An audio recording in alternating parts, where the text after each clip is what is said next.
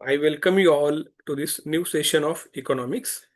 आणि आजच्या सेशनमध्ये मित्रांनो आपण जी आपली जी आपण पंचवार्षिक योजना डिस्कस करतोय त्या पंचवार्षिक योजनेमधल्या पुढच्या योजना पाहतोय ज्या आपण काल कव्हर केल्या होत्या त्यात एकदा शॉर्टमध्ये रिव्हिजन करेन मी. पहिली पंचवार्षिक योजना आपली झाली, राईट. सेकंड पंचवार्षिक योजना इम्पॉर्टंट होती. थर्ड मध्ये किती प्रॉब्लेम्स आले आपल्याला माहिती आहे. म्हणजे आतापर्यंत जेवढ्या पंचवार्षिक योजना झाल्या त्याच्यामध्ये सगळ्यात अनसक्सेसफुल म्हणजे थर्ड पंचवार्षिक योजना समजली जाते. याचं कारण पण तसं आहे की Indo Pak war 1965, India China war 1962, 1964 death of Pandit Jawaharlal नेहरूजी, राईट. त्याच्यानंतर दुष्काळ पडला मोठा. या सगळ्या गोष्टींचा परिणाम असा झाला आणि आपल्याला काय करावं लागलं, तुलनेनं आपला सगळा खर्च आपल्याला संरक्षणावर करावा लागला. जो खर्च आपण ऍग्रिकल्चर आणि इंडस्ट्रीवर करणार होतो तो खर्च आपण कशावर केला, डिफेन्सवर केला. हे आपण पाहिलं. आणि त्याच्यानंतर वी हॅड टू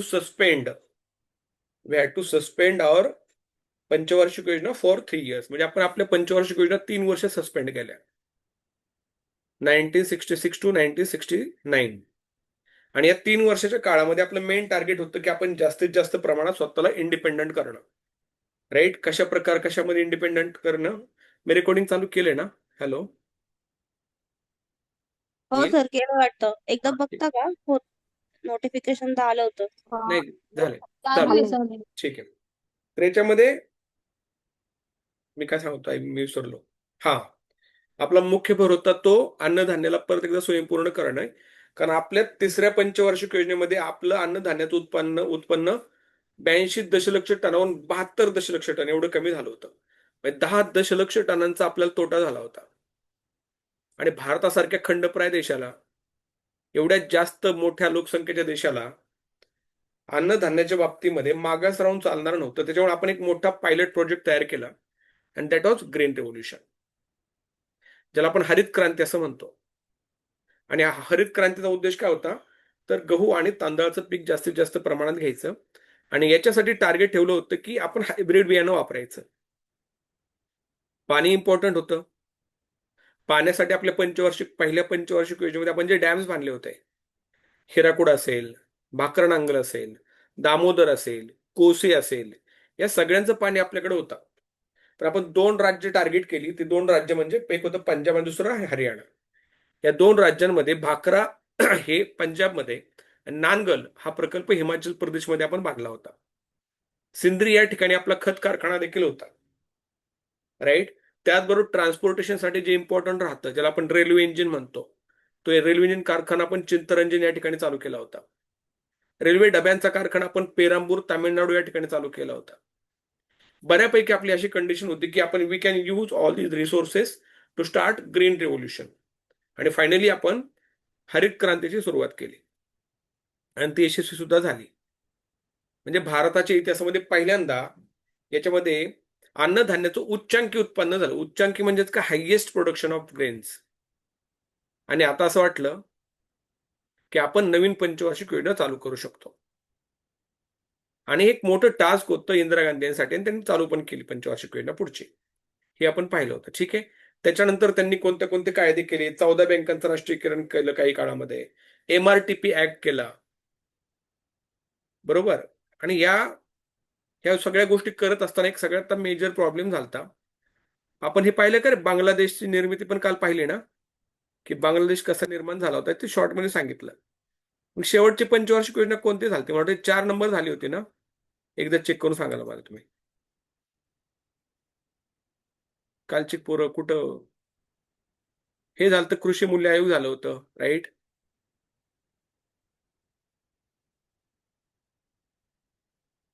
योजने सुट्टी दिली ते झालं. वार्षिक योजना झाल्या आपल्या. हा, ठीक आहे. चौथी सुद्धा झाली आय थिंक. बोकारो प्रकल्प झाला होता, येस. 4ही पंचवार्षिक योजना झाल्या होत्या. आणि आता आपण चालू करतो आपली 5वी पंचवार्षिक योजना, तर 5th 5 इयर प्लॅन ज्याला आपण असं म्हणतो. मी ज्यावेळेस तुम्हाला असं म्हणेल की दिस इज इम्पॉर्टंट फॉर एक्झामिनेशन. आता मला माहिती आहे तुम्ही लेक्चर अटेंड करताना प्रत्येक वेळी तुम्हाला लिहिणं शक्य होत नाही. पण ज्यावेळेस काही तुम्ही रेकॉर्डिंग पाहताल त्यावेळेस जे मी इम्पॉर्टंट म्हणले त्याला 100% तुम्ही अंडरलाईन करून ठेवा किंवा त्याचा नोट्स तुम्ही काढून ठेवा. तर आपण आता चालू करतोय 5वी पंचवार्षिक योजना. करेक्ट पूजा मॅम?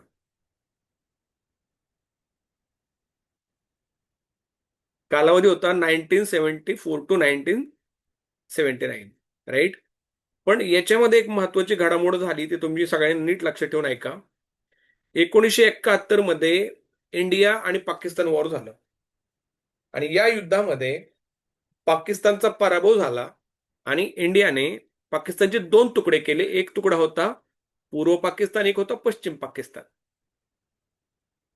आता पूर्व पाकिस्तान म्हणजेच काय तर बांगलादेश. हा देश निर्माण झाल्यानंतर इंदिरा गांधीजी यांची एक इमेज झाली की आयर्न लेडी म्हणजेच काय, पोलादी स्त्री. सगळ्या जगाच्या विरोधात जाऊन त्यांनी एक वेगळा देश आपल्या जगाच्या नकाशावर आणला होता ज्याचं नाव बांगलादेश होतं.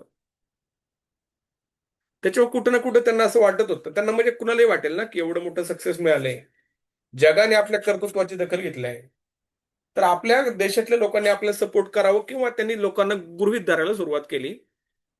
आणि त्यांच्यावर जे इलेक्शन नंतर झालं होतं त्या इलेक्शनमध्ये पब्लिक प्रॉपर्टीचा वापर केला.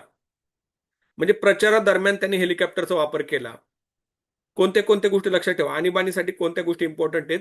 कारण जरी आपल्याला ही योजना 1979 पर्यंत रेटायची होती ही योजना आपण 1978 मध्येच थांबवली. राईट. का थांबवली याचं कारण तुम्हाला माहिती पाहिजे. ठीक आहे.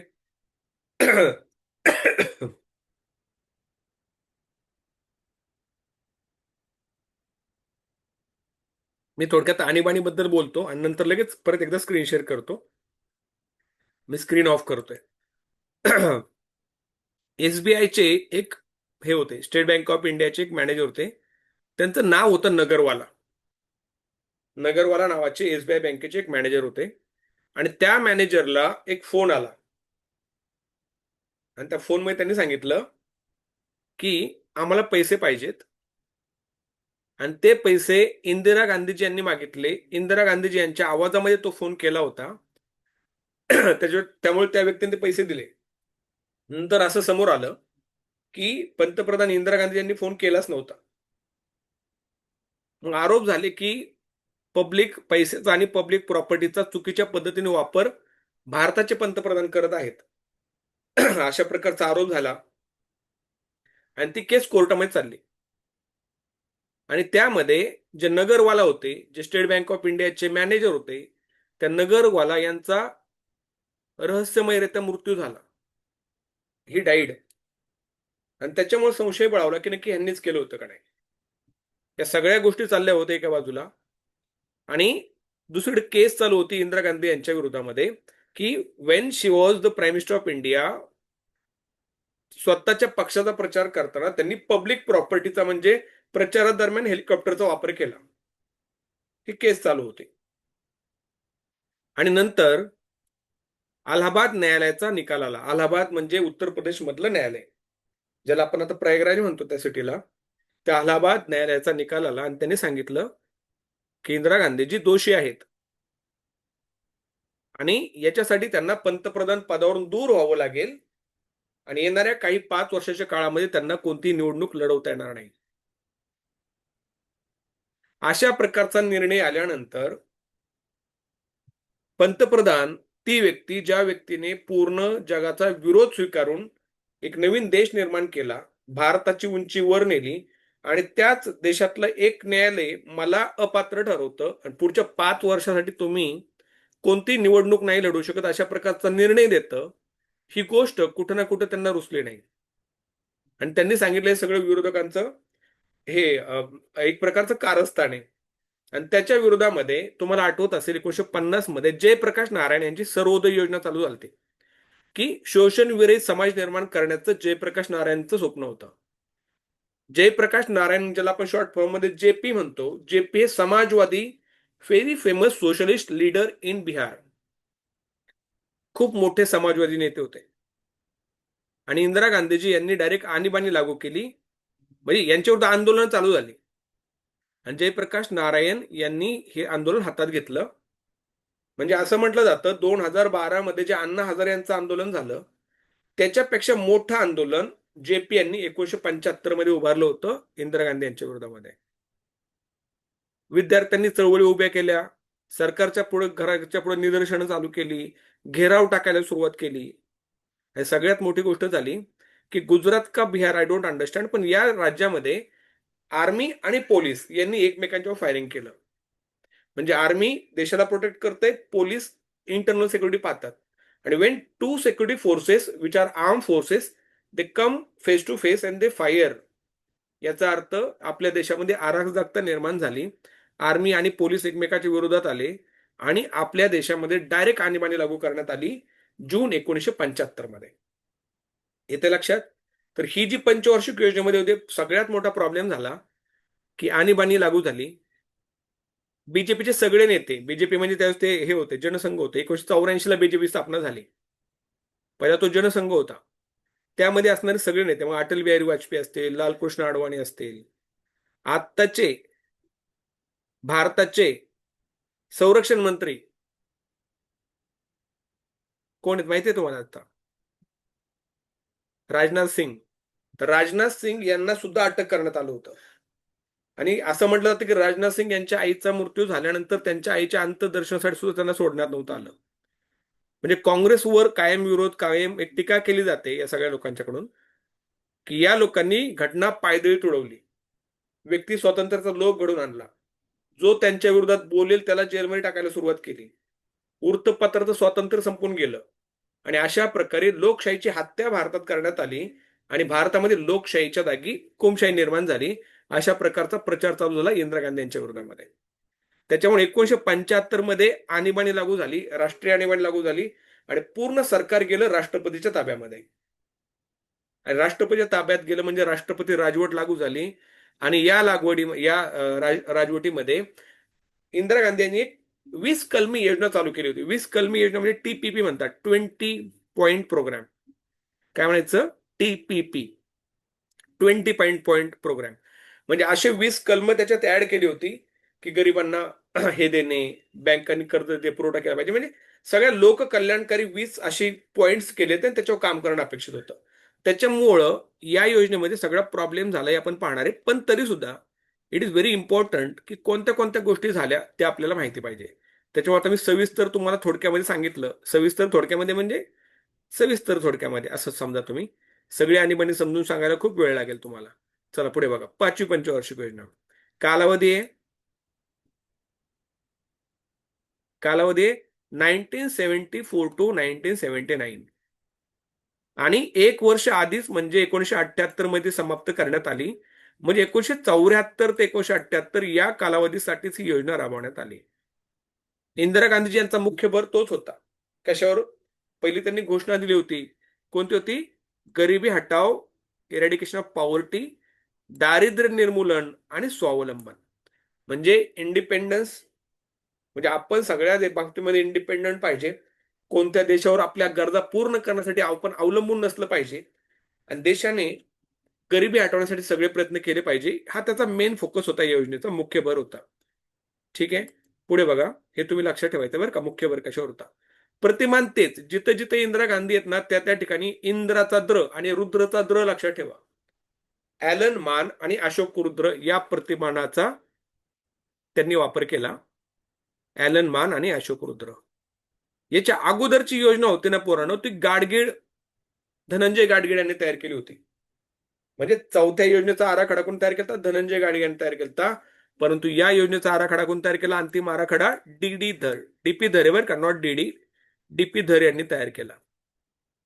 म्हणजे प्रतिमान तेच, मॉडेल काय होतं? ॲलन मान आणि अशोक रुद्र प्रतिमान हे होतं.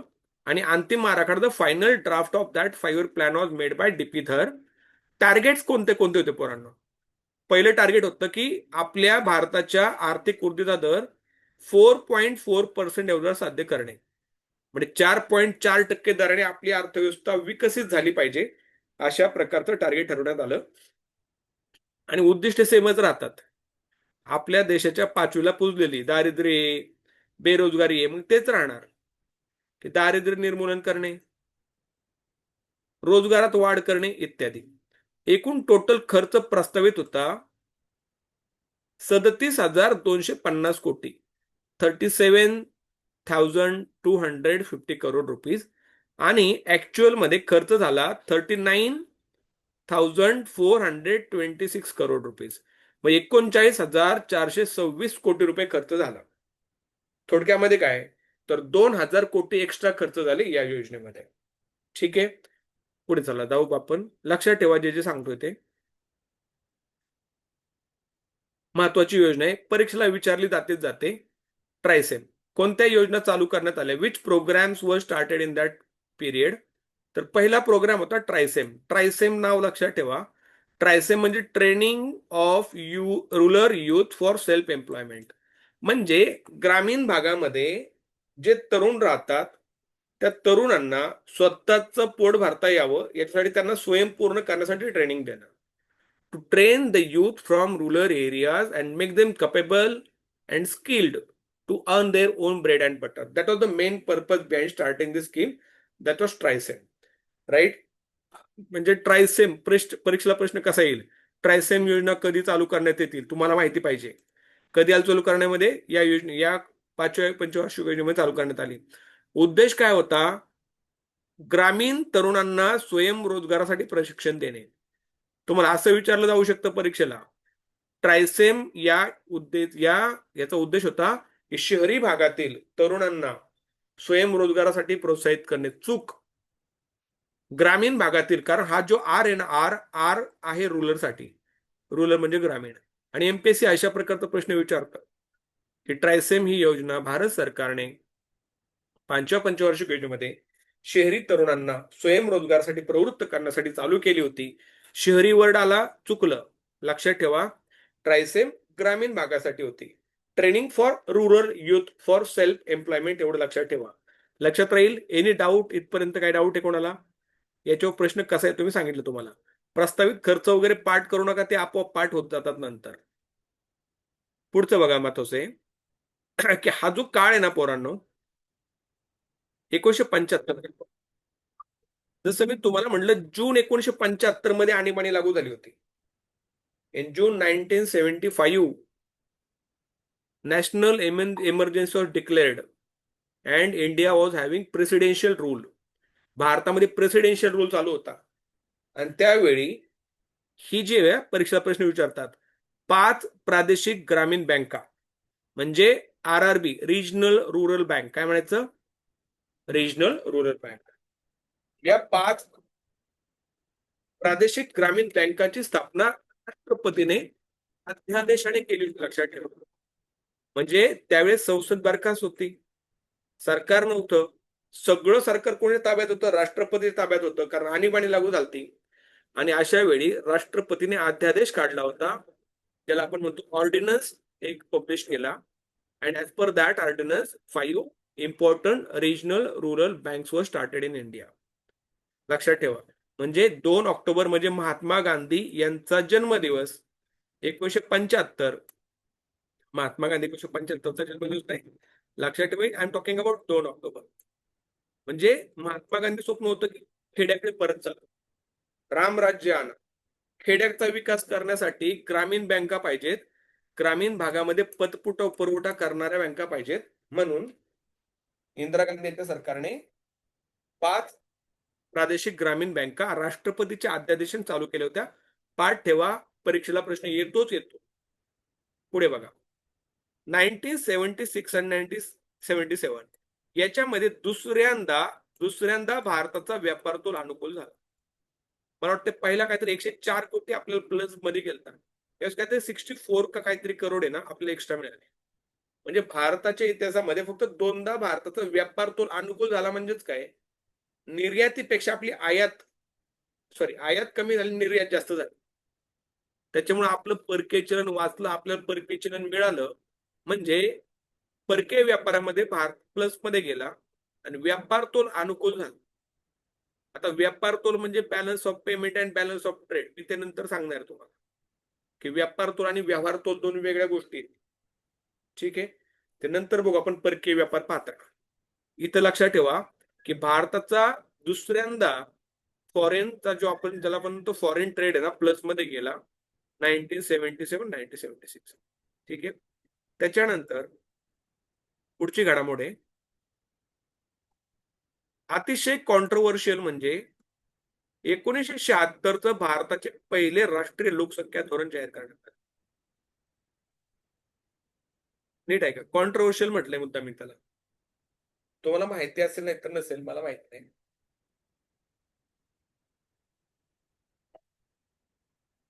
भारतामध्ये लोकसंख्या म्हणजे जागतिक लोकसंख्या धोरण जाहीर करणारा भारत पहिला देश 1952 मध्ये केलं त्याने सुरुवातीला, की एक अशी पॉलिसी असावी 1952 मध्ये, बरं का. आणि त्याच्यानंतर इंदिरा गांधी यांनी 1976 मध्ये पहिले राष्ट्रीय लोकसंख्या धोरण जाहीर केलं 1976 मध्ये. उद्देश एक होता की लोकसंख्या कंट्रोल करणे. आणि याच्यामध्ये नीट ऐका बरं का, महत्व सांगतोय. राजीव गांधी आणि संजय गांधी, इंदिरा गांधींचे दोन पुत्र. राजीव गांधी पायलट होते. दोघं पोरं पायलट होते. Rajiv Gandhi was not interested in politics. त्यांचा छोटा मुलगा, त्यांचं नाव संजय गांधी होतं. Sanjay Gandhi was very much interested in politics. आणि पार्क पोरग कायम आईच्या बरोबर असायचं. आई म्हणजे कोण? इंदिरा गांधी यांच्यावर असायचं. आणि त्यावेळी पहिले राष्ट्रीय लोकसंख्या धोरण राबवण्यासाठी सक्तीने नसबंदी कार्यक्रम चालू केला होता. सक्तीने नसबंदी म्हणजे कळलं ना, की पुरुषांची नसबंदी करायची, की त्यांना म्हणजे त्यांना जन्म नाही देता आला पाहिजे. आणि असा आरोप केला गेला की टार्गेट दिले होते लोकांना प्रत्येक जिल्ह्यामध्ये, तालुक्यामध्ये, की एवढ्या नसबंद्या तुम्ही करायच्या जेणेकरून भारताची लोकसंख्या कंट्रोलमध्ये राहील. आणि काही अविवाहित लोकांची सुद्धा नसबंदी करण्यात आली, असा आरोप केला गेला, बरं का. मी काय तिथं बघायला नव्हतो, मी फक्त सांगतोय जे काय वाचलंय. आणि याच्यामध्ये संजय गांधी यांचा रोल मोठा होता. त्यांचं म्हणणं होतं की या गोष्टी चांगल्या कडकपणे राबवल्या पाहिजेत. दुसरं एक, त्यांनी या काळामध्ये म्हणजे आणीबाणी होती त्या काळामध्ये झोपडपट्टी निर्मूलन म्हणून त्यांनी एक प्रोग्राम चालू केला होता. आणि त्या झोपडपट्टी निर्मूलन करताना त्यांनी बऱ्याच वेळा बळाचा वापर केला. संजय गांधी स्वतः तिथे असायचे, लोकांना बाहेर काढायचे, त्यामुळे त्यांच्यावर बरीच टीका व्हायला लागली होती. इंदिरा गांधी यांना काय बोलता येत नव्हतं, पोरगा होता. आणि त्यांची मृत्यू झाला 1980 मध्ये विमान अपघातात. संजय गांधी यांचा मृत्यू झाला 1980 मध्ये. इथे लक्षात म्हणजे पहिले राष्ट्रीय लोकसंख्या धोरण, नसबंदीचा सक्तीचा कार्यक्रम, लोक शेतामध्ये उसात जाऊन लपून बसायचे. डायरेक्ट पथक यायचं, गाडीत टाकायचं, हा झालं काम, जा घरी. अशा प्रकारे पहिले राष्ट्रीय लोकसंख्या धोरण खूप कडकपणे राबवलं होतं. त्याच्यानंतर 1975-76 मध्ये हे खूप महत्वाची योजना आहे पोरांनो. याच्यावर प्रश्न विचारले जातात. म्हणजे तुमची एमपीएससीतून एक पोस्ट भरली जाते, महिला बाल विकास अधिकारी म्हणून. खूप भारी पोस्ट आहे. आता सगळ्या पोस्ट एमपीएससी चालत बरं का. इथून पुढे महिला संरक्षण अधिकारी सगळ्या पोस्ट एमपीएससी भरणार आहे. सरळ सेवा नावाचा प्रकार राहील. म्हणजे आपण जे चाललंय ना आपलं आत्ता, त्या सगळ्या पोस्टला तुम्हाला फायद्याचं आहे. डिटेलमध्ये एवढं चांगलं करून घ्या, आनंदी आनंद आहे. सगळ्या पोस्ट यातूनच भरल्या जाणार असं मुख्यमंत्री फडणवीस साहेब यांनी घोषणा केलेली आहे. ठीक आहे. त्याच्यामध्ये तर हा फक्त बोला ना. 2 लाख एक्झाम होते ना वर्षात ना ह्याची? महिला बाल विकासची ना? हम्म. हा म्हणजे एकदाच होते माझ्या मते. एक असे बाल विकास प्रकल्प अधिकारी, त्याच्यात महिला बाल विकास अधिकारी असतात, आणि दुसरी महिला संरक्षण अधिकारी म्हणून असते पोस्ट. प्रत्येक तालुक्याच्या ठिकाणी माझा मित्र आहे महिला संरक्षण अधिकारी, तालुक्याच्या ठिकाणी एकच असतो. त्यांचं काम असतं महिलांच्यावर होणारा अत्याचार रोखणे. सर, म्हणजे महिला 18 संरक्षण मध्ये महिला नसतात का? कुठं कुठं महिला संरक्षण अधिकारी असतात महिला की. पाहिजे ना? हो, नाही नाही, पुरुष पण असतात. Okay okay. पुरुष आणि महिला दोन्ही असतात. म्हणजे आपण जे म्हणतो ना डोमेस्टिक व्हायलन्स ऍक्ट 2005चा, की एखाद्या स्त्रीला घरामध्ये छळ केला जातोय, तर पहिली तक्रार तिकडे जाते. आलं लक्षात? असू द्या, त्यानंतर बोलू आपण. किंवा 18 वर्षाच्या आतमध्ये जर एखाद्या मुलीचा विवाह केला जातोय आणि यांना माहिती कळली, तर पोलिसांच्या अगोदर जाऊन यांनी छप्पा टाकून सगळ्यांना अटक करण्याच्या अधिकाऱ्यांना आहेत पोलिसांच्या मदतीने. एवढी भारी पोस्ट आहे. तर आयसीडीएस म्हणजे काय? Integrated child development scheme. काय? इंटिग्रेटेड चाइल्ड डेव्हलपमेंट स्कीम 1975-76 मध्ये चालू करण्यात आली. म्हणजे आत्ताची बालकं उद्याचे भारताचे नागरिक आहेत. म्हणून हे निर्माण होणारं अपत्य, जन्माला येणारं अपत्य सुदृढ असावं, हेल्दी असावं, याच्यासाठी त्याच्या जन्माच्या काळामध्ये त्याच्या आईला चांगला खुराक मिळाला पाहिजे. आईला जर चांगलं जेवण मिळालं, तर आईला न्यूट्रिशियस डाएट मिळाला, तर ते बाळ चांगलं होईल. म्हणून त्या आईला त्या काळामध्ये आहार उपलब्ध करून देण्याची जबाबदारी गावामध्ये आशा या व्यक्तीच्या जबाबदारी असते. आशा म्हणजे काय? आशा म्हणजे आशा आशा नावाची पोरगी वर्कर्स. नाही. आशा ही एक आहे ना पद आहे. ॲग्रिगेटेड हेल्थ सोशल हेल्थ ऍक्टिव्हिस्ट. म्हणजे त्या गावामध्ये कोणती महिला प्रेग्नंट आहे, कोणती महिला बाळंतीण झाली आहे, या सगळ्या माहिती गोळा करायचं काम ते करते. आता माझं छोटं बाळ आहे 1.5 वर्षाचं, तर त्याचं वॅक्सिनेशन म्हणजे सात्विक म्हणजे मोठा 6 वर्षाचा, त्याचं वॅक्सिनेशन कोविडच्या काळामध्ये, महत्व सांगतो बरं का तुम्हाला. कोविडच्या काळामध्ये सगळं बंद होतं. त्यावेळेस आम्ही काय करतो, डॉक्टरला घरी बोलवायचो. तो डॉक्टर घरी यायचा, 7,000-8,000 घ्यायचा, वॅक्सिन करून जायचा. एका वर्षामध्ये आमचे नाही म्हटलं तर 90,000-95,000 गेले वॅक्सिनसाठी. दुसऱ्याच्या वेळेस म्हणजे आता सुरजन झाला, तर त्यावेळेस मी म्हटलं तिला, की कारण मला माहिती होतं की सरकारी हॉस्पिटलमध्ये बेस्ट वॅक्सिन असतात. तर सरकारी हॉस्पिटलमध्ये आम्ही फ्री वॅक्सिन केलं. त्या एरियातल्या लेडी असतात, त्या लेडीचं एकच काम असतं, की कोणत्या बाळाला वॅक्सिन कोणतं दिलं, कोणतं नाही दिलं, सगळ्या गोष्टी अपडेट करतात. आणि मी असं मुद्दाम म्हणेल, की छोटं बाळ मोठ्या बाळापेक्षा जास्त ऍक्टिव्ह आहे. थोडक्यामध्ये गव्हर्नमेंटमध्ये जे वॅक्सिनेशन केलं जातं हॉस्पिटल ते बेस्ट असतं. पण लोकांना, बऱ्याच लोकांना खाज असते पैसे घालवायची, जशी आम्हाला होती. थोडक्यामध्ये सांगायचा उद्देश काय? हे आयसीडीएस कार्यक्रम आहे ना, एकात्मिक बाल विकास योजना, इंटिग्रेटेड चाइल्ड डेव्हलपमेंट स्कीम, या अंतर्गत महिलांना खाद्यपुरवठा केला जातो, बालकांना सुद्धा खाद्यपुरवठा केला जातो, महिलांना पैसे दिले जातात. पोरांना, तुमच्या बाळाला चांगलं डाएटसाठी पैसे पुरवले जातात. डिलिव्हरी फुकट राहते. त्या आईला दवाखान्यात अंडी वगैरे प्रोव्हाइड केली जातात. एवढं सगळं सरकार करतो. उद्देश एकच राहतो, की निर्माण होणारं, जन्माला येणारं अपत्य हे उद्याचा नागरिक आहे आणि ते हेल्दी असावं.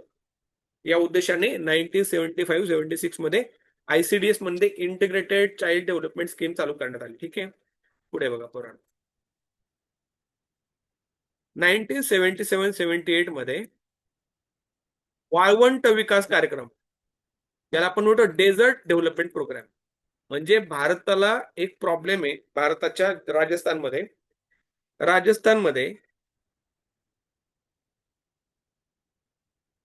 वाळवंट हे पसरत जातं पोरांना.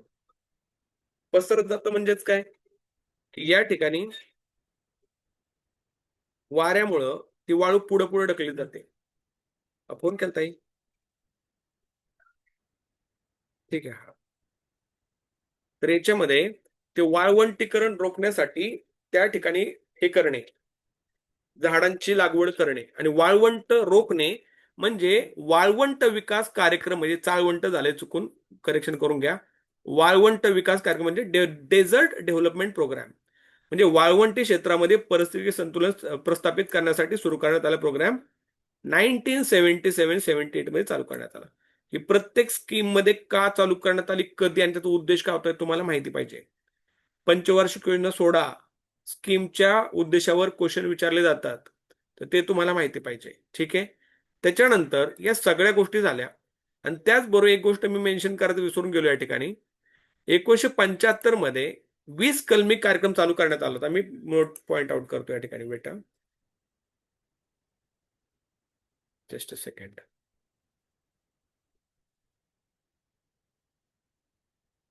20 कलमी कार्यक्रम, त्याला आपण म्हणतो TPP, 20 point program, 20 point program. Program झालंच नाही टाईप, ठीक आहे, असू द्या. प्रोग्रामचं स्पेलिंग काय रे पोरांनो, बरोबर का चूक? प्रोग्रामचं स्पेलिंग मी आता जे लिहिलंय ना, ते ब्रिटिश इंग्लिश नुसार करेक्ट आहे. आणि अमेरिकेनुसार GPROGRAMA. आपण हे लिहायचं लक्षात ठेवा प्रोग्राम. ठीक आहे. तर वाळवंट विकास कार्यक्रम आणि त्याच्यात 20 पॉईंट प्रोग्राम मध्ये तेच होतं. कोणते कोणते?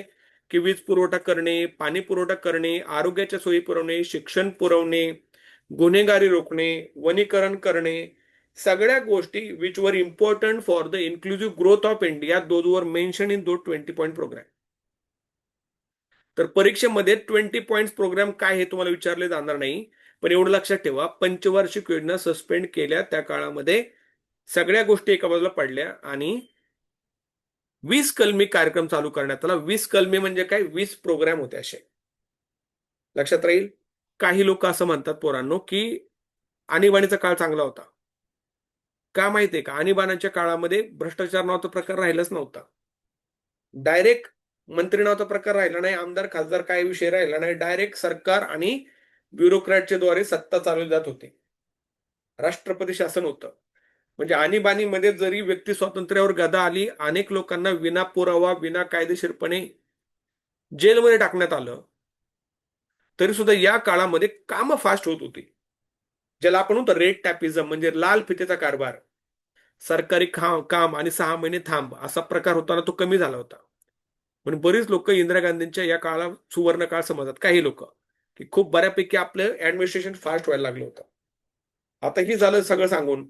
आता याच्यामध्ये मूल्यमापन म्हणजे एक्झॅक्टली आपलं जे टार्गेट सेट केलं होतं की 4.4% दराने आपल्याला आपली अर्थव्यवस्था वाढवायची होती. किती साध्य झालं किती नाही झालं बघा. मूल्यमापन करू आपण त्याचं. 1973 मध्ये तेलाचा झटका आला आणि चलन फुगवट्यात झाला. म्हणजे आपल्याला माहिती आहे 400% तेलामध्ये वाढ झाली. गल्फ कंट्रीज मध्ये म्हणजे इराण इराक या देशांमध्ये भांडण झालं, युद्ध चालू झालं. त्याचा परिणाम प्रोडक्शनवर झाला आणि त्या प्रोडक्शनमुळे डिमांड वाढली, सप्लाय कमी होता, किमती वाढल्या तेलांच्या. ठीक आहे. तर हा एक सेटबॅक होता इंडियन इकॉनॉमीसाठी. दुसरी पूर्ण महत्वाची गोष्ट आहे की दारिद्र्य निर्मूलन, बेरोजगारी, स्वावलंबन या क्षेत्रामध्ये अपयश आलं. कारण महत्वाचं होतं की राजकीय इच्छाशक्ती लागते आणि पंतप्रधानच पदावर नव्हते, सगळं राष्ट्रपती शासन होतं. म्हणजे पॉवर्टी रेडिक्शन, अनएम्प्लॉयमेंट आणि independence in all things. These were the prime objects that we had decided at the beginning of that 5-year plan. But unfortunately, we could not achieve them. म्हणजे या क्षेत्रामध्ये आपल्याला पूर्णपणे अपयश आलेलं पाहायला मिळतं या सगळ्या गोष्टींमुळे. पुढे बघा. मात्र योजनेच्या शेवटी अर्थव्यवस्थेत मोठ्या वाढीची दराची अपेक्षा निर्माण झाली. म्हणजे शेवटी शेवटी तुम्हाला म्हणलं ना की ऍडमिनिस्ट्रेशन चांगल्या प्रकारे चाललं होतं, की चांगलं होऊ शकतं असं वाटायला लागलं होतं. आता याच्यामधल्या काही राजकीय घडामोडी, आर्थिक घडामोडी पाहिल्या आपण. कोणत्या कोणत्या योजना होत्या त्या पाहिल्या. कोणत्या पॉलिटिकल महत्वाच्या घटना झाल्या. पहिली घटना झाली 25 जून 1975. आणीबाणी जाहीर करण्यात आली. देशातील तिसरी राष्ट्रीय आणीबाणी होती, पूर्ण लक्षात ठेवायची. आणि सगळ्यात मोठी. याच्या आधी सुद्धा आणीबाणी एक दोनदा लागली होती. त्याच्यानंतर 26 जूनला महत्वाचं आहे बघा, लगेच दुसऱ्या दिवशी 26 जून 1975 20 कलमी कार्यक्रमास सुरुवात झाली व 5वी योजना बाजूला ठेवण्यात आली. म्हणजे whatever 5 year plan, fifth 5 year plan that we had, we kept it aside आणि instead of that we started 20 point programme. म्हणजे 5वी योजना बाजूला ठेवून आपण काय केलं, 20 कलमी कार्यक्रम चालू केला. आणि त्याच्यानंतर बऱ्याच प्रमाणात टीका व्हायला लागली. आणि आता इंदिरा गांधीजींना वाटलं की आता आपण भारतामध्ये निवडणुका घेऊ शकतो परत एकदा. आणि त्यांनी निवडणुका घ्यायचं ठरवलं. परंतु त्या काळामध्ये नीट ऐका बरं का, पण खूप महत्वाचं समजून घ्या.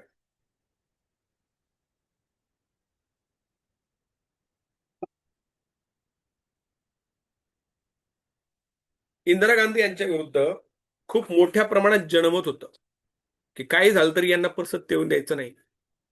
प्रत्येक राज्यात अशीच अवस्था होती. त्याच्यामुळं निवडणुकीचा निकाल एकदम वेगळा लागला आणि काँग्रेस हारलं आणि जनता पार्टी अस्तित्वात आली.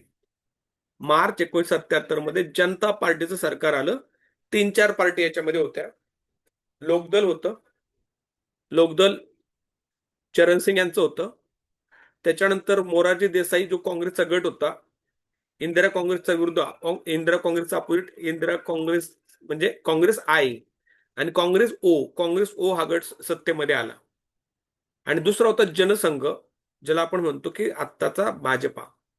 अशा प्रकारे या लोकांनी सरकार स्थापन केलं.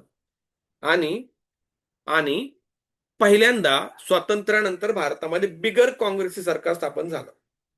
म्हणजे एक असं सरकार सत्तेत आलं की ज्या सरकारने लोकांनी पहिल्यांदा पंडित जवाहरलाल नेहरू यांच्या पक्षाला नाकारलं होतं. राईट. आणि त्याच्यानंतर जनता सरकारने आल्या आल्या मार्च 1978 मध्ये 5वी योजना कॅन्सल केली. म्हणजे 5वी पंचवार्षिक योजना अशी पण बाजूला पडलीच होती, पण ती ऑफिशियली कॅन्सल करायचं काम मोरारजी देसाई हे जे भारताचे त्या काळचे पंतप्रधान होते त्यांनी केले. तुम्हाला ऐकलं असेल, तुम्ही नसेल मला माहिती नाही. तर मोरारजी देसाई एक वयस्कर नेते होते, गुजरातचे होते. तुम्हाला आठवत असेल ज्यावेळेस आपण महाराष्ट्राचा इतिहास अभ्यास होत होतो ना, तर संयुक्त महाराष्ट्राला विरोध करणारा हा व्यक्ती होता की सूर्य चंद्र असेपर्यंत मुंबई महाराष्ट्राला मी मिळून देणार नाही. सखा पाटील आणि मोरारजी देसाई आठवत्या नावं. तर ते मोरारजी देसाई होते. ठीक आहे. आणि असं म्हटलं जातं की मोरारजी देसाई स्वतः बोलले होते की ते मूत्रप्राशन करतात स्वतःच, त्याच्यामुळे काय होतं त्यांना आजारी पडत नाहीत, अशा प्रकारे होतं. आता पण कोणीतरी कमेंट ते हे केलेलं आहे मला वाटते, आता पण कोणत्या तरी राजकीय नेत्याने. असू द्या, काय करायचं आपल्याला, कोणी काय प्यावं त्याचा प्रश्न आहे. समजलं. पुढे बघा. 1 एप्रिल 1978 मध्ये जनता पार्टीने स्वतःची 6वी योजना, सरकती योजना चालू केली, ज्याला रोलिंग प्लॅन म्हणतात पुराण. रोलिंग प्लॅन म्हणजे काही योजना सरकत सरकत सरकत जाते. सरकत सरकत म्हणजे अशी अशी सरकत जात नाही, आपण पुढे पोस्टपोन पोस्टपोन करत जातो गोष्टी कशा. तर रोलिंग प्लॅन, याला आपण रोलिंग प्लॅन म्हणतो, सरकती योजना म्हणतो. ही सरकती योजना काय आहे ते बघून घ्या. पण त्याच्या अगोदर या जनता पार्टीचं काय झालं हे समजून घ्या. ऐका. जनता पार्टी सत्तेमध्ये आली कारण लोकांना पर्याय नव्हता. आणि त्याच्यामध्ये आपण म्हणतो ना की 17 कारभारी वरनाट मीठ भारी. म्हणजे जर तुम्हाला माहिती नाही की तुम्ही हे पाहिलं असेल पोरांनो, की कधी सुद्धा मोठ्या कार्यक्रमात जे असतात ना, घरामध्ये स्त्री स्वयंपाक करते.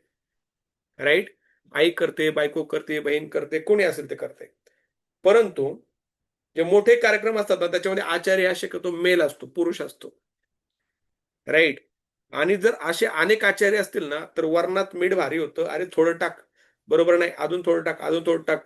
आणि ते फायनली ना त्या वरणाची आमटी होऊन जाते, खाता येत नाही.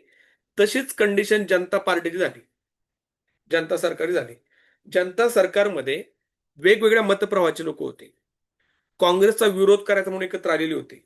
त्याच्यामध्ये जनसंघ होतं, चौधरी चरण सिंह नावाचं एक व्यक्ती, त्यांचं लोकदल होतं.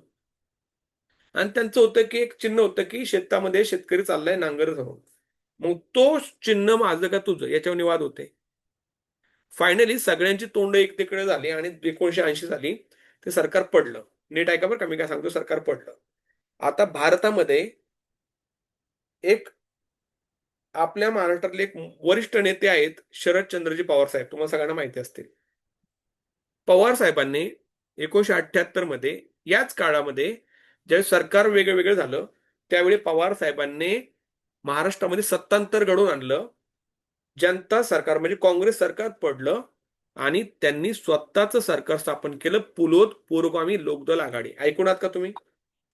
आणि शरदचंद्रजी Pawar Saheb, he was the first man in the history of Maharashtra who became the chief minister of Maharashtra at the age of 38. म्हणजे मी आता 38 वर्षाचा आहे. माझ्या वयाचे असताना पवार साहेब महाराष्ट्राचे मुख्यमंत्री झाले होते पुराण, लक्षात ठेवा. Not a joke. अतिशय हुशार व्यक्तिमत्व. अशा प्रकारे पण त्यांचं पण 2 वर्ष चाललं, नंतर ते पडलं, परत ते काँग्रेसमध्ये गेले. थोडक्यामध्ये सांगायचं की अनेक प्रकारची राजकीय स्थित्यंतर सगळ्या राज्यांमध्ये झाली होती आणि महाराष्ट्र सुद्धा त्याला अपवाद राहिलेला नव्हता. हे तुम्हाला माहिती पाहिजे. पुलोद म्हणजे काय? पुरोगामी लोकदल आघाडी, लोकदल. पुलोद सरकार अनेक लोक एकत्र राहून तयार केलं. आणि असं म्हणलं जातं की त्यावेळेस पवार साहेबांनी, म्हणजे आता अजित पवार साहेबांनी जे त्यांच्या विरुद्ध बंड केलं ना, पक्ष फोडला, तर त्यावेळेस त्यांच्या असं त्यांनी असा आरोप केला, तुम्ही पण वसंतदादा पाटील यांना असंच केलं, स्वतः सरकार स्थापन केलं होतं, जसं पेराल तसं उगवाल, असं बरंच बरंच काय काय म्हटलं होतं. आपल्याला काही त्यात जायचं नाही, आपण राजकारणी नाही येत. इतिहास फक्त थोडक्यात सांगितलं तुम्हाला. पुढे चला. चला पुढे बघा. सरकती योजना चालू केली. सरकती योजना चालू केली. परंतु जसं मी तुम्हाला म्हटलं की प्रत्येकाचं तोंड प्रत्येकाच्या बाजूला वेगळं वेगळं झालं. आणि परत एकदा हे सरकार संपल्यानंतर जानेवारी 80 मध्ये काँग्रेस आई, आई म्हणजेच काय, आपली आई नाही, आई म्हणजे इंदिरा, इंदिरा काँग्रेस सत्तेत आलं आणि सरकती योजना फेटाळण्यात आली. आता ही जी सरकती योजना होती ना पोरांनो, ती काय होत त्याच्याबद्दल आपण बोलू. त्याच्या अगोदर 1980 साली जसं काँग्रेस परत सत्तेत आलं, इंदिरा गांधीजी परत एकदा भारताच्या प्राईम मिनिस्टर झाल्या, त्यांनी लगेच 6वी योजना चालू केली. त्याचा कार्यकाल होता 1980 ते 1985.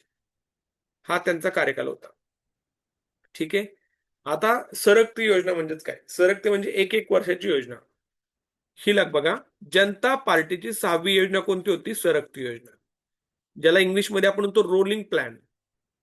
Rolling plan. आता काय रोलिंग प्लॅन आहे महत्वाचं, आणि याच्यामध्ये खूप चांगल्या योजना चालू करण्यात आल्या. तुम्ही जर पाहिलं ना, म्हणजे मी पहिल्यांदा जेव्हा एमपीएसचा अभ्यास करायला सुरुवात केली आणि ज्यावेळेस मी ह्या सरकती योजनेतल्या काय काळामध्ये जे काही गोष्टी चालू केल्या, मला वाटलं वाव, किती छान छान योजना होत्या बघा. आता ही सरकती योजना त्यांनी जेव्हा 1978 ला चालू केली ना, आपण म्हणतो ना, त्यांनी असा वाईट विचार केला नव्हता की आपण 2 वर्षात आपलं सत्ता जाईल. त्यांनी 5 वर्षासाठी प्लॅन केलं होतं, की जनता सरकारने सरकती योजना 5 वर्षासाठी प्लॅन केली होती, 1978 टू 1983. मात्र ती फक्त 1 एप्रिल 78 ते जानेवारी 80च्या दरम्यानच राबवण्यात आली. कारण जानेवारी 1980 मध्ये परत एकदा काँग्रेस सरकार सत्तेत आलं. इंदिरा गांधीजी परत एकदा भारताच्या प्रधानमंत्रीपदी विराजमान झाल्या. पुढे बघा पोरांनो, या सरकता योजनेला रोलिंग प्लॅन असं म्हणतात.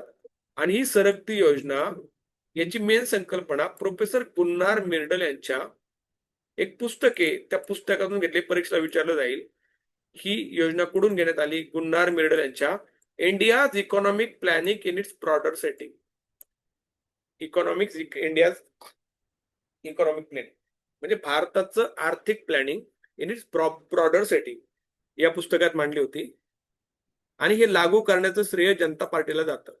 म्हणजे मेन संकल्पना कोणाची होती, प्रोफेसर गुन्नार मिर्डल यांची होती. कशाबद्दलचे, रोलिंग प्लॅनच्या बद्दलचे. ठीक आहे. पुढे बघा पोरांनो, या योजनेचे उपाध्यक्ष होते डीटी लाकडावाला. नाव लक्षात ठेवा, नाव लक्षात ठेवा, डीटी लाकडावाला ही जी व्यक्ती आहे ना पोरांनो, या व्यक्तीने नंतर दारिद्र्य मोजण्याचा प्रयत्न केलेला आहे. म्हणजे आपण दारिद्र्य मोजण्याचे काय आपल्याला कमिट्या बघायच्यात ना, रंगराजन कमिटी असेल, तेंडुलकर समिती असेल, लाकडा समिती असेल, अलग कार्यगट असेल, याच्यामध्ये अजून एक व्यक्ती महत्वाचा आहे, तो म्हणजे या योजनेचे नियोजन आयोगाचे उपाध्यक्ष त्यावेळेस टीटी लाकडावाला. तर बाळा पाणी पे, पाणी, टीटी लाकडावाला, राईट. आता याच्यामध्ये योजनेवर भर बघा कशावर होता, म्हणजे जी जनता सरकारची जी योजना होती रोलिंग प्लॅन, त्याचा मेन भर कशावर होता, तर सगळ्यात महत्वाचं त्यांचं असं म्हणणं होतं की agriculture is important for village area, right. म्हणून त्यांनी पहिलं होतं कृषी आणि संलग्न क्षेत्रामध्ये रोजगार निर्मिती करणे. म्हणजे ऍग्रिकल्चर आणि त्याच्यामधलं पशुपालन असेल, मासेमारी असेल, वन व्यवसाय असतील, खनिज काम असेल, खाणकाम असेल, या सगळ्या क्षेत्रामध्ये एम्प्लॉयमेंट जनरेट करणे हा त्याचा मेन उद्देश होता. म्हणजे लक्षात ठेवा, जनता सरकार बऱ्यापैकी प्रायमरी सेक्टर ओरिएंटेड काम करते. कृषी आणि संलग्न क्षेत्रामध्ये रोजगार निर्मिती करणे. उपभोग्य वस्तूंच्या उत्पादनासाठी लघु आणि कुटीर उद्योग बनव, म्हणजे लघु उद्योग ज्याला आपण स्मॉल इंडस्ट्रीज म्हणतो, कुटीर उद्योग, पापड उद्योग, लोणचं उद्योग, अशा प्रकारचे उद्योग असतील, त्या उद्योगावर त्यांनी भर द्यायला सुरुवात केली होती. लक्षात ठेवा. आणि उपभोग्य वस्तूंचं उत्पादन म्हणजे अशा वस्तू उत्पादित करायच्या की ज्या वस्तू उत्पादित केल्यानंतर म्हणजे त्याचं लगेच कन्झम्पशन पॉसिबल आहे. येते लक्षात. उदाहरणार्थ लोणचं, तुम्हाला माहिती असेल बचत गट नावाचा प्रकार आहे. बचत गट स्त्रियांना 1% रुपयाने काय करतो, कर्ज पुरवठा करतो. महिला बचत गट, त्याला सेल्फ हेल्पिंग ग्रुप म्हणतात, एसएचजी. सेल्फ हेल्पिंग ग्रुप म्हणजे बचत गटाला सरकार 1 रुपया काहीतरी कर्ज पुरवठा करतं महिलांना. उद्देश हा असतो की महिलांना आत्मनिर्भर बनवणे, त्यांना व्यवसायासाठी कर्ज पुरवठा निर्माण करणे. मग लोणचं तयार करतात, पापड निर्माण करतात, काय काय करतात. मी काल लोणचं खाल्लं, मी अजून खोकतोय. असू द्या, चला. हा बघा, हे पण खोकतोय. काय होतं बाळा, पुढे बघा. कोणते कोणते प्रोग्राम चालू करण्यात आले, ते महत्वाचे प्रोग्राम आहेत पोरांनो, लक्षात ठेवा. पहिला प्रोग्राम आहे फूड फॉर वर्क. कामाच्या बदल्यात अन्न, हे महत्वाची योजना आहे बरं का. मग तुम्ही काम करा, तुम्हाला अन्न मिळेल. म्हणजे भारतामध्ये रोजगार हमी योजनाची योजना तुम्ही ऐकली असेल. मी याच्या आधी तुम्हाला सांगितलंय की मी 2004-05च्या दरम्यान, 5 I don't remember the exact year, मी रोजगार हमीवर 1 वर्ष काम केलं. 1 वर्ष म्हणजे मोठा काळ, लक्षात ठेवा. मग त्या वर्षी मी 12वीला गॅप घेतला होता, मला डीएड करायचं होतं. मला डीएडला 1% कमी पडला, 74% होते आणि 75ला काहीतरी ओपनचं मेरिट कट झालं. 1 वर्ष मला कॉलेजला जातच नाही आलं. तर मी रोजगार हमीच्या कामावर सगळं गाव जायचं, दुष्काळ पडला होता. त्यावेळी सरकार प्रत्येक व्यक्तीला एका दिवसाला 5 किलो धान्य प्रोव्हाइड करायचं. म्हणजे फूड फॉर वर्क, म्हणजे तुम्ही काम करा, तुम्हाला सरकार काय करेल, धान्य देईल. 5 किलो धान्य प्रत्येकाला मिळायचं. आम्ही तुम्हाला गमतीने हे पण सांगितलं, आमच्या गावामध्ये एक खटल्याचं घर होतं. त्याच्यात 50 लोक होती. रोज ती कामाला जायची आणि 250 किलो धान्य गोळा करायची. 250 किलो, आणि नंतर ते बाजारात विकून त्यांनी स्प्लेंडर गाड्या, आमच्या स्प्लेंडर चालायची, स्प्लेंडर 2 घेतल्या, ट्रॅक्टर घेतला. मग दुष्काळ सुद्धा नशीब फळून जातो, लक्षात ठेवा. रोज किती होता? रोज होता 12 रुपये. 12 रुपये कळते? 12 रुपये थोडा कोणी पण येत नाही. म्हणजे 12 रुपये रोज त्यांनी काम केलेला माणूस आहे मी. देश पातळी रोजगारासाठी असलेली पहिली योजना कोणती? Food for work. तुम्ही काम करा, तुम्हाला त्या कामाच्या बदल्यात अन्नधान्य मिळेल. You will get food if you are going to work. म्हणजे देश पातळीवर रोजगारासाठी उपलब्ध असलेली पहिली योजना कोणती? तर डायरेक्ट तुमच्या लक्षात पाहिजे, जनता सरकारने चालू केली फूड फॉर वर्क. लक्षात राहील. पुढे बघा, अंत्योदय योजना. योजना किती छान छान आहेत, फक्त बघा पोरांनो. अंत्योदय योजना म्हणजे जो शेवटी आहे त्याचा उदय करायचा. अंत्योदय म्हणजे सगळ्यात तळागाळात जो व्यक्ती आहे ना, त्या तळागाळात व्यक्तीला तुम्हाला वर घेता आलं पाहिजे. त्याच्यासाठी तुम्ही त्याला काय करा, पैसे प्रोव्हाइड करा, काम प्रोव्हाइड करा.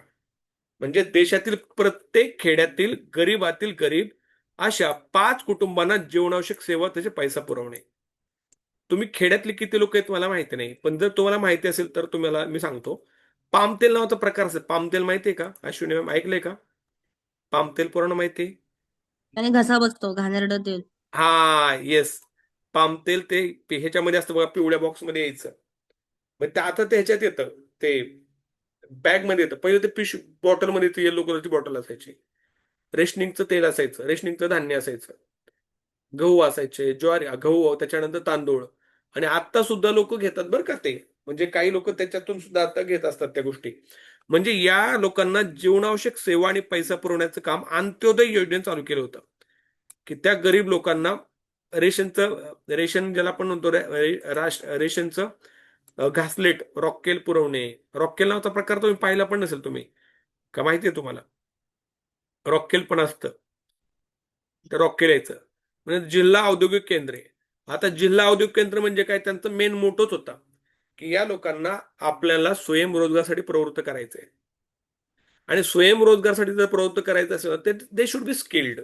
आणि ते स्किल्ड असण्यासाठी त्यांनी प्रत्येक जिल्ह्यामध्ये डिस्ट्रिक्ट इंडस्ट्रीयल गायडन्स सेंटर्स चालू केले होते, ज्याला आपण म्हणतो जिल्हा औद्योगिक केंद्र चालू करण्यात आली होती. लघु आणि कुटीर उद्योगांच्या विकासासाठी व त्यांच्या समस्या एकाच ठिकाणी सोडवण्यासाठी जिल्हा औद्योगिक केंद्र. प्रत्येक जिल्ह्याच्या ठिकाणी एक औद्योगिक केंद्र चालू करण्यात आलेलं होतं. ठीक आहे, हे लक्षात ठेवा बरं का. सगळ्या योजना तुम्ही लक्षात ठेवायच्या. क्लिअर झालं इथपर्यंत? काय डाऊट आहे कोणाला? एनी डाऊट टिल दिस? आता आपण पुढची योजना घेतो. एवढी योजना घेऊन मग थांबू. 6वी योजना पुराण, 6 नंबरची प्लॅन.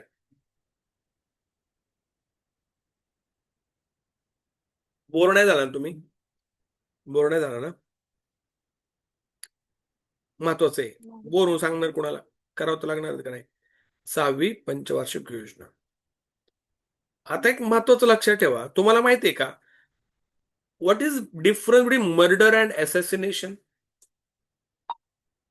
कोण सांगेल मला फरक? मर्डर आणि असॅसिनेशन मध्ये काय फरक आहे?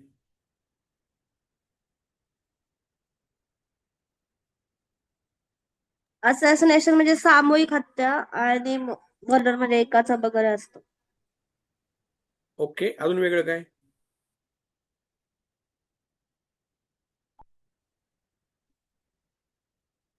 येस, कोण सांगेल?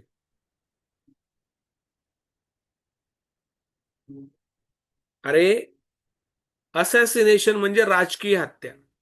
म्हणजे महात्मा गांधीची he was not murdered, he was assassinated. Indira गांधीची शी वॉज असॅसिनेटेड. म्हणजे एखाद्या मोठ्या राजकीय व्यक्तीची हत्या केली जाते ना, तर त्याला आपण म्हणतो असॅसिनेशन. Right, assassination. तुम्ही कॅरेक्टर असॅसिनेशन शब्द पण ऐकला असेल. तर लक्षात ठेवा, राजकीय व्यक्तीची हत्या म्हणजे इंदिरा गांधींची हत्या झाली, असॅसिनेशन होतं. महात्मा गांधींची झाली, असॅसिनेशन होतं. राजीव गांधीची झाली, असॅसिनेशन होतं. म्हणजे याच काळामध्ये, म्हणजे 1980 आणि 1985च्या काळामध्ये, याच्यामध्ये ऑक्टोबरमध्ये 1984 मध्ये, 1984 मध्ये इंदिरा गांधी वॉज असॅसिनेटेड. म्हणजे त्यांचा मृत्यू, त्यांचा खून करण्यात आला. ते आपण पाहणार आहे पुढे बघू. यावेळेस परत त्या जिवंत होत्या. त्यांनी 80 दिवस योजना चालू केली. मुख्य भर होता दारिद्र्य निर्माण, रोजगार निर्मिती. म्हणजे पॉवर्टी इरॅडिकेशन आणि एम्प्लॉयमेंट जनरेशन. ज्या ज्या वेळेस इंदिरा गांधी होत्या, 100% रुद्र नाव लक्षात ठेवा, परत येणार. म्हणजे ॲलन मान आणि अशोक रुद्र या प्रतिमानावरती आधारित होतं. आता काय प्रकारची योजना होत्या, कोणत्या कोणत्या त्याच्यामध्ये गोष्टी होत्या, तरतुदी होते, याची आपण चर्चा थोडक्यामध्ये करायचा प्रयत्न करू. बघा, आपण ग्रोथ रेट किती ठेवलं होतं लक्ष यावेळेस? 5.2, म्हणजे 5.2% इकॉनॉमिक ग्रोथ झाली पाहिजे, अशा प्रकारचा ग्रोथ रेट आपण ठेवला होता. एकूण लोकांना, किती लोकांना रोजगार देत होता? 3,40,00,00,000. म्हणजे हा मोठा जोक आहे पोरांनो. एवढ्या लोकांना रोजगार देणं कधी शक्य नसतं, पण ठीक आहे, सगळेच चेष्टा करतात आपली. त्यांनी पण केली होती की 3,40,00,000 new people will get job, ज्याला एम्प्लॉयमेंट जनरेशन 3.40 कोटी असेल. आणि परत एकदा आर्थिक आणि तांत्रिक बाबतीत स्वावलंबन असेल. प्रस्तावित खर्च होता 97,500 कोटी रुपये. बघा, म्हणजे आता आपण लाख कोटीमध्ये जायला सुरुवात झाली. आणि फायनली ऍक्च्युअल खर्चाला 1,09,292 कोटी रुपये. म्हणजे 97,500 crore rupees that was expected expenditure. And actual expense होते 1,09,292 करोड रुपीज. कोणते कोणते प्रोग्राम चालू करण्यात आले आपण थोडक्यामध्ये पाहू पोरांनो. पहिला प्रोग्राम होता, खूप महत्वाचा प्रोग्राम आहे, IRDP. IRDP म्हणजे integrated rural development program. Integrated rural development program याला एकात्मिक ग्रामीण विकास कार्यक्रम म्हटलं जातं. काय म्हणतात? एकात्मिक. इंटिग्रेटेड म्हणजे एकात्मिक, रूरल डेव्हलपमेंट प्रोग्राम. याची अंमलबजावणी चालू झाली 2 ऑक्टोबर 1980. आता जेवढ्या योजना चालू झाल्या पोरांनो, तुम्हाला लक्षात असेल की आता बीजेपी सरकारला आपण किती नावं ठेवू द्या बरं का, एक गोष्ट चांगली होती त्यांच्या बाबतीत, की हे लोक स्वतःच्या नावाने काही चालू करत नाहीत. पण काँग्रेसचं एक होतं वैशिष्ट्य, सगळं त्यांच्या नावाने चालू करायचे. एकतर महात्मा गांधी, इंदिरा गांधी, राजीव गांधी, संजय गांधी. म्हणजे संजय गांधी निराधार योजना असेल, जवाहरलाल रोजगार योजना असेल, राजीव गांधीच्या नावाने योजना असतील, महात्मा गांधीच्या नावाने योजना असतील. म्हणजे आता भारताची जी राष्ट्रीय रोजगार हमी योजना आहे, त्याचं नाव होतं महात्मा गांधी योजना. म्हणजे गांधी या कुटुंबाभोवती सगळं त्यांचं राजकारण खेळलं, अशी टीका केली जाते. मी काय स्वतःचं मत मांडत नाही. तुम्ही पाहिले असेल बरेचशा पुलाची नावं तसेच असतात. तसं 2 ऑक्टोबर, जो महात्मा गांधीची जयंती होती, या दिवशी 1980 मध्ये हा प्रोग्राम चालू करण्यात आला, integrated rural development programme.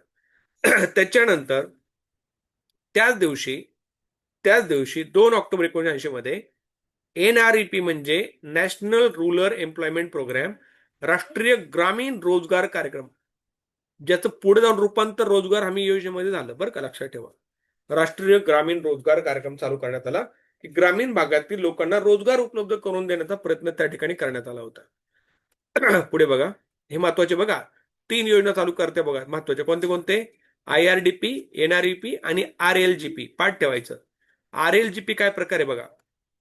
RLGP म्हणजे, आर म्हणजे rural landless employment guarantee programme.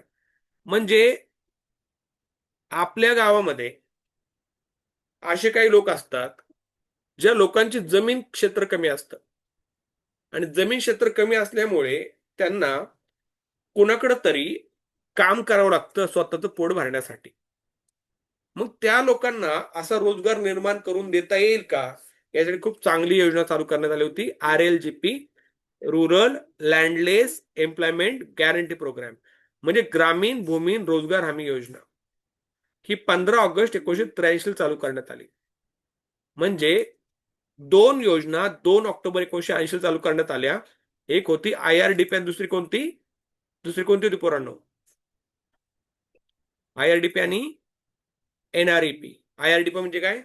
Integrated rural development programme.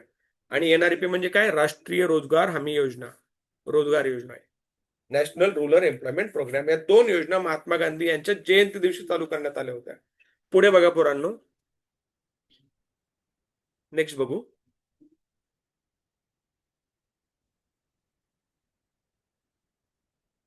1982 महत्वाची आहे. DWCRE या सगळ्या परीक्षा विचारल्या जातात बरं का, याची फुल फॉर्म माहिती पाहिजे तुम्हाला. डी म्हणजे काय? Development of women and child in rural areas, म्हणजे ग्रामीण भागातील महिला आणि पुरुषांचा, पुरुषांचाच म्हणतोय, महिला आणि लहान बालकांचा विकास करायच्यासाठी योजना चालू करण्यात आली. कोणत्या देशाच्या मदतीने तर लक्षात ठेवा, त्या देशाचं नाव होतं डेन्मार्क. डेन्मार्कच्या मदतीने ग्रामीण भागातील महिला आणि मुलांच्या विकासासाठी ही योजना चालू करण्यात आली होती. आणि त्यांनी एक गोष्ट केली की जे 20 पॉईंट प्रोग्राम चालू केले होते, आठवते का? 26 जून 1975 ते त्यांनी परत कंटिन्यू केले.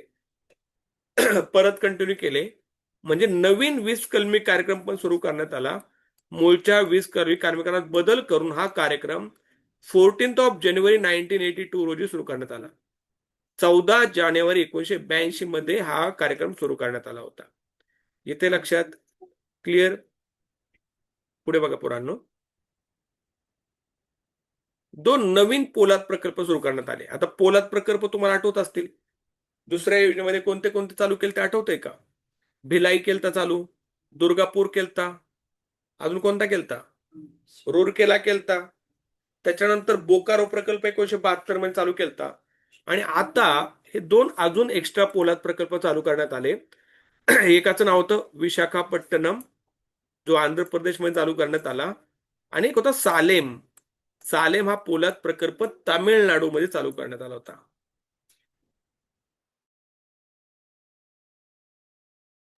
समजलं? आता हे लक्षात ठेवा, कोणते दोन पोलाद प्रकल्प? तर विशाखापट्टणम आणि सालेम, हे तुम्ही पाठ ठेवायचे. कोणत्या राज्यात चालू करण्यात आले, कोणत्या योजनेमध्ये चालू करण्यात आले, हे पण तुम्हाला माहिती पाहिजे. पुढे बघा, महत्वाचा घटनाक्रम आहे अजून एक. जसं मी काल तुम्हाला म्हटलं होतं की 1969 मध्ये अनेक लोकांचा विरोध पत्करून इंदिरा गांधीजी यांनी 14 बँकांचं राष्ट्रीयकरण केलं होतं. आता त्या बँका काम करत होत्या, पण कुठं ना कुठं जाणीव होती की अजून त्याच्यामध्ये भर केली पाहिजे. त्या उद्देशाने 15 एप्रिल 1980 मध्ये 6 नवीन बँकांचं राष्ट्रीयकरण करण्यात आलं. मी की सांगितली होती काल, कोण सांगेल मला? आठवतंय का?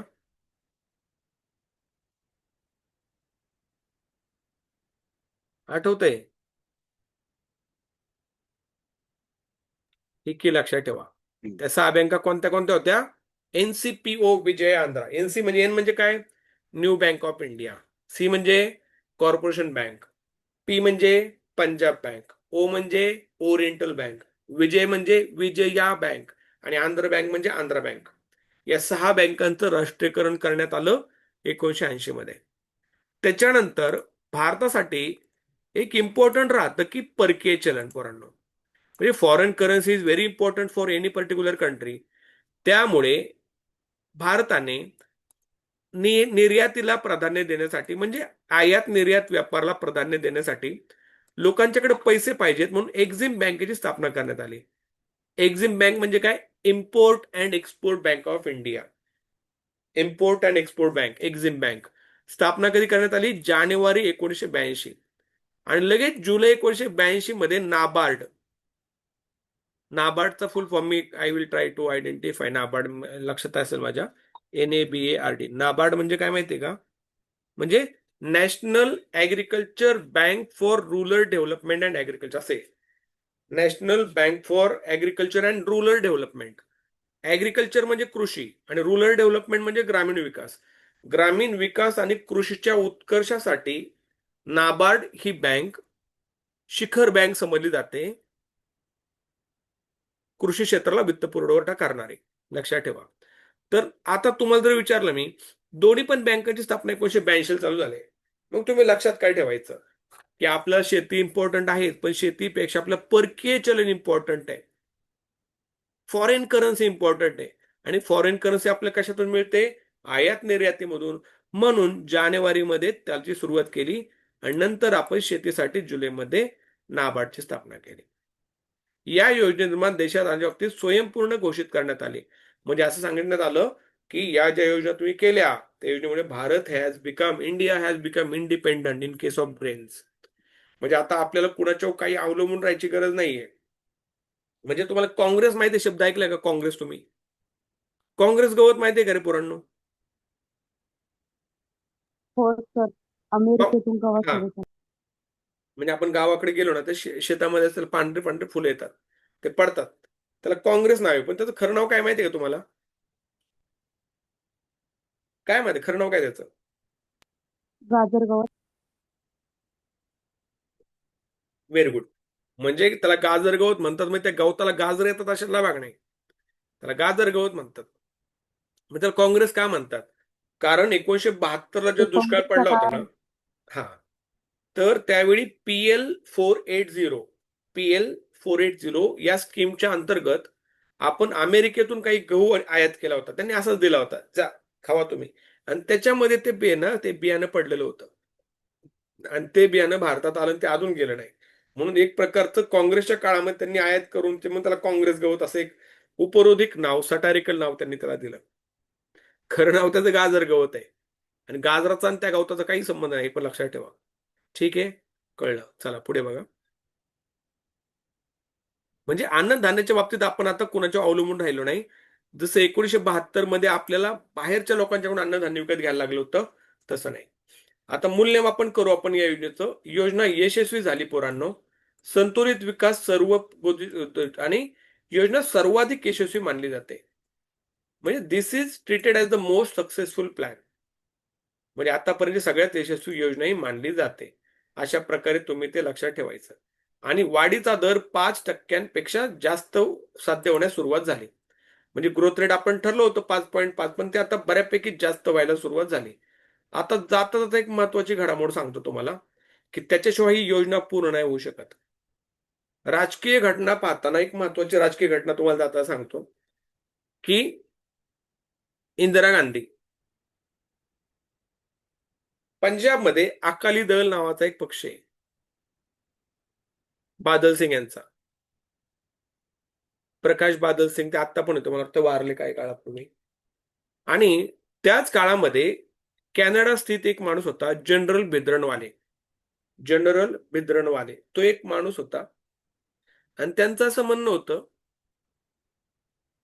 की ज्याप्रमाणे पाकिस्तान वेगळा झाला त्याचप्रमाणे आत्ता सुद्धा आम्हाला आमच्या लोकांसाठी, म्हणजे शीख लोकांसाठी वेगळा देश पाहिजे, त्याचं नाव खलिस्तान असेल. मग तुम्हाला ऐकून आश्चर्य वाटेल पोरांनो, ही 1984 ची गोष्ट आहे. पण आता मागच्या महिन्यामध्ये, 2 महिन्यापूर्वी कॅनडामध्ये जाऊन एका खलिस्तानवादी माणसाची हत्या करण्यात आली. आणि कॅनडा सरकारने डायरेक्ट इंडियन गव्हर्नमेंटला ब्लेम केलं की यू आर रिस्पॉन्सिबल फॉर दिस. कारण जगामध्ये भारताच्या पाठीवर सर्वात जास्त शीख लोक कुठे राहतात? तर कॅनडामध्ये राहतात. तर त्या माणसाचा खून करण्यात आला. I don't remember exact name, त्याचं नाव आठवण आहे मला. त्याला मारण्यात आलं. ही आत्ता 2 महिन्यापूर्वी गोष्ट आहे. म्हणजे हे चालू झालं 1970च्या दशकामध्ये. आणि या लोकांनी मागणी केली की आमचं वेगळं, पंजाबच्या शीख लोकांसाठी वेगळं पाहिजे. आणि त्यांच्या मागण्या पूर्ण न व्हायला लागल्यामुळे पंजाब आणि हरियाणा, लक्षात ठेवा, हरियाणामध्ये हिंदू जास्त आहेत, पंजाबमध्ये शीख लोक जास्त आहेत, या लोकांनी हिंदूंची कत्तल करायला सुरुवात केली. बसमध्ये जायचे, बस खाली घ्यायचे आणि त्यातल्या हिंदू लोकांना गोळ्या घालायचे. थोडक्यामध्ये एक्स्ट्रीमिझम चालू झाला होता. आणि फायनली जनरल भिद्रवाले आणि त्यांचे काही जवळ शेकडो साथीदार हे अमृतसरच्या सुवर्ण मंदिरामध्ये, आपण गोल्डन टेम्पल ऑफ इंडिया म्हणतो, शिखांचं सुवर्ण मंदिर, त्या मंदिरामध्ये जाऊन ते लपले. आणि तिथून त्यांनी कारवाई करायला सुरुवात केली. आता कोणत्या सुद्धा सरकारला धार्मिक स्थळावर हल्ला करता येत नाही. आणि चंद्रन बिद्रलवाले आणि त्यांचे लोक कुठे लपले होते? अमृतसरमध्ये गोल्डन टेम्पल मध्ये जाऊन लपले होते. शेवटी धाडसी निर्णय घेण्यात आला. त्यांना बऱ्याच वेळा समजून सांगण्यात आलं, पण त्यांच्या कारवाया थांबल्या नाहीत आणि इंदिरा गांधींनी निर्णय घेतला की ऑपरेशन ब्लू स्टार चालू करण्यात आलं. ऑपरेशन ब्लू स्टार मध्ये सगळ्या त्या शिखांना त्यामध्ये कंठस्नान घालण्यात आलं, ठार मारण्यात आलं आणि अमृतसरचं सुवर्ण मंदिर मोकळं करण्यात आलं. एखाद्या धार्मिक स्थळामध्ये जाऊन आमच्याच लोकांचं रक्त वाहणं हे त्या शीख लोकांना आवडलं नव्हतं. त्याच्यामुळे इंदिरा गांधी यांचे 2 बॉडीगार्ड होते, सतवंत सिंग आणि बीएच सिंग नाव त्यांचं, सतवंत सिंग आणि बीएच सिंग. तर इंटेलिजन्स डिपार्टमेंटची अशी माहिती होती इंदिरा गांधींना की या लोकांना तुम्ही बाजूला करा, because these are threats for you. तर त्यामुळे नाही, माझा यांच्यावर विश्वास आहे. आणि याच लोकांनी 31 ऑक्टोबर का डेट होता, आय डोंट रिमेंबर, 1984 मध्ये सगळी मॅगझिन धाड धाड धाड करून इंदिरा गांधींच्या वर खाली केली, त्यांचा खून करण्यात आला. आणि त्याच्यानंतर दिल्लीमध्ये दंगल झाले. अनेक शीख लोकांना, असं मध्ये 2-3 हजार शीख लोकांना मारून टाकण्यात आलं. म्हणून काँग्रेसवर आरोप केला जातो. ज्यावेळेस काँग्रेस म्हणतं ना गुजरातमध्ये असं केलं तसं केलं, मग तेव्हा तुम्ही शिखांना मारलं त्यावेळेस कसं झालं?